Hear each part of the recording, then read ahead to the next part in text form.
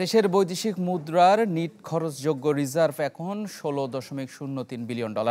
বাংলাদেশ ব্যাংকের সবশেষ হিসাবে এমন তথ্য উঠে এসেছে। এতে বলা হয় 30 জুন আইএমএফের হিসাব পদ্ধতি BPM-6 অনুযায়ী বৈদেশিক মুদ্রার রিজার্ভ $21.838 বিলিয়ন।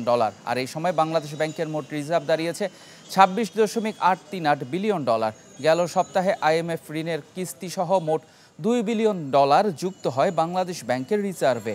এর ফলে বাড়ে মজুদের পরিমাণ। উল্লেখ্য, দেশের ইতিহাসে সর্বোচ্চ রিজার্ভ ছিল 2022 সালের আগস্টে $48 বিলিয়ন। এরপর নানা কারণে ধারাবাহিকভাবে কমতে থাকে এই মজুদের পরিমাণ।